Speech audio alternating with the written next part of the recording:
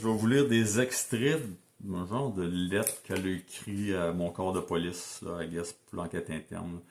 Je vais pas la lire au complet, là, c'est trop long. Là. Elle dit le 14 août 2014, mon prénom est venu à la maison pour y prendre quelques dernières choses.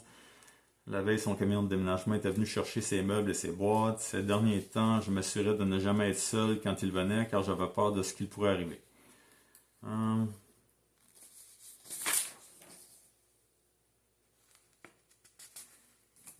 le 14 août, cette fois, j'avais cru correct de ne pas déranger mes enfants. On oublie ça.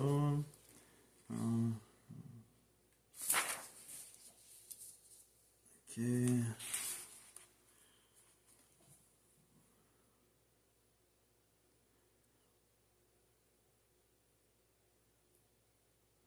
On revient au 14 août. J'étais fâché car il avait abîmé mon plancher de bois franc, alors il a décidé de me punir. Il m'a dit ouais, tu veux pas être fine? Ok, watch-moi.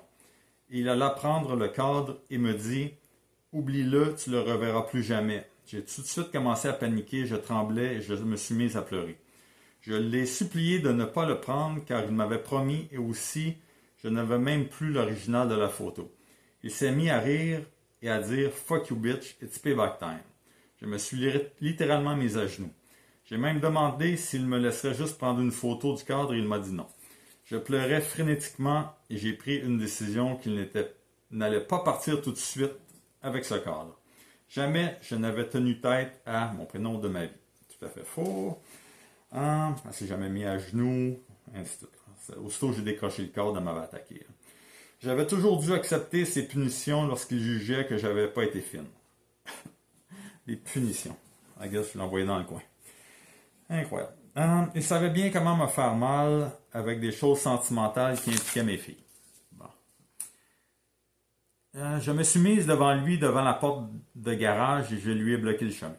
Il tenait le cadre de sa main gauche, c'était avec ma main droite, et avec sa main droite, il m'agrippa le bras et me repoussait de côté. Elle a inversé ça, là, c'était... Je tenais le cadre de la main droite et je la repoussais de ma main gauche. Chaque fois, je revenais.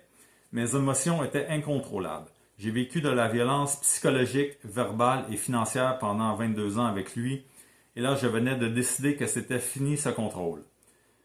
Donc, chaque fois que je revenais devant lui, il me réagrippait par les bras et me repoussait et essayait de partir avec le cadre en me criant toutes sortes de méchancetés comme fuck you bitch, payback time, maudite salope, vache et riait.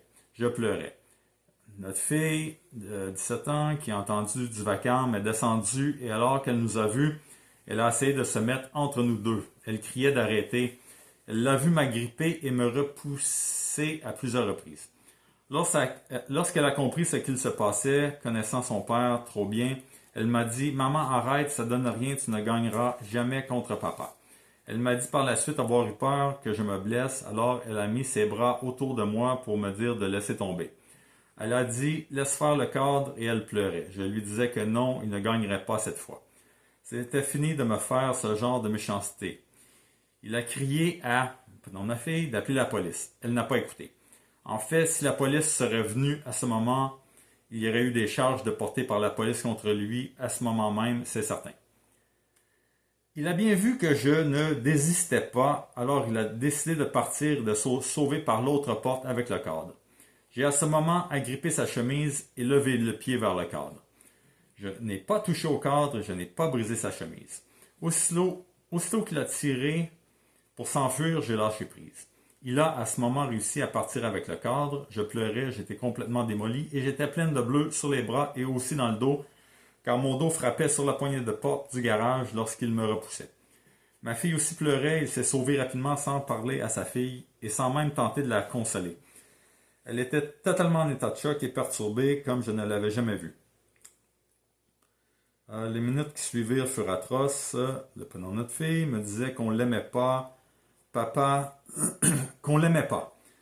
Papa parce qu'il n'avait pas arrêté de m'agripper et me repousser, et moi car je n'avais pas laissé tomber alors qu'elle me disait que ça donnait à rien de tenter de gagner contre papa. Elle avait bien raison. J'ai passé des heures à la caresser dans mes bras et tenter de la consoler. En même temps, je textais mon prénom et le suppliais de revenir m'aider avec le prénom de ma fille et de laisser tomber tout ce qu'il s'était passé pour aider sa fille. J'ai texté plein de messages, mais il ne répondait pas. Le prénom de notre fille a parlé de suicide et j'ai paniqué. J'ai eu peur. Je voulais qu'il revienne être un parent avec moi. Je sais aujourd'hui que ça aurait été une bonne chose qu'il revienne. Je sais aujourd'hui que ça aurait pas été une bonne chose qu'il revienne, mais à ce moment, j'étais en panique. Bon, fait que ça est revenu encore sur l'événement du 14. Là. Fait que là, comme on peut voir, elle se contredit d'une fois à l'autre. Là. Elle disait qu'elle a agrippé ma chemise et qu'elle s'est donné coup de pied sur le cadre en même temps. La chronologie des faits, c'est vraiment, j'ai décroché le cadre, elle m'a attaqué, j'ai laissé le cadre d'une main, j'ai essayé de la repousser, j'avais été opéré au pied, comme j'ai dit. Ma fille, elle a entendu la commotion, elle est descendue quand elle est arrivée par ma droite, parce que, en tout cas, elle faisait le tour comme de la cuisine. J'ai crié d'appeler la police. J'avais le cadre au bout de ma main droite. J'ai essayé de repousser mon ex à la main gauche. Quand ma fille est arrivée, mon ex a essayé de donner des coups de pied sur le cadre. Ma fille a pris sa mère, elle l'a repoussée contre la porte du garage. Mon ex, elle a un bleu. Attends, je vais vous montrer les photos une autre fois, là, dans le bas du dos, pour la fois que ma fille l'a à côté. Elle a des bleus sur les deux biceps. On voit très bien qu'il y a un pouce à l'intérieur des deux côtés, puis 4 doigts à l'extérieur. Moi, ma main droite est occupée à à tenir mon cadre. J'aurais été incapable de lui prendre les bras, parce que pour lui prendre les bras, il n'aurait pas fallu que j'aille le cadre. Fait que les bleus ne matchent même pas. Puis elle a des bleus sur l'avant-bras droit, comme j'ai dit précédemment. Lorsqu'elle a grippé ma chemise, elle a dit qu'elle a lâché tout de suite, elle ne lâchait pas. Il a fallu que soit je frappe ou j'agrippe son avant-bras ou les deux, là, mais il a fallu que je fasse un des deux ou les deux pour qu'elle me lâche. Puis c'est après ça que j'ai pu me sauver par l'autre porte. Elle dit qu'elle me bloquait le chemin en se tenant contre la porte. Comme tu vois, là, elle parle pas qu'elle s'est mis à genoux. Elle s'est jamais mis à genoux.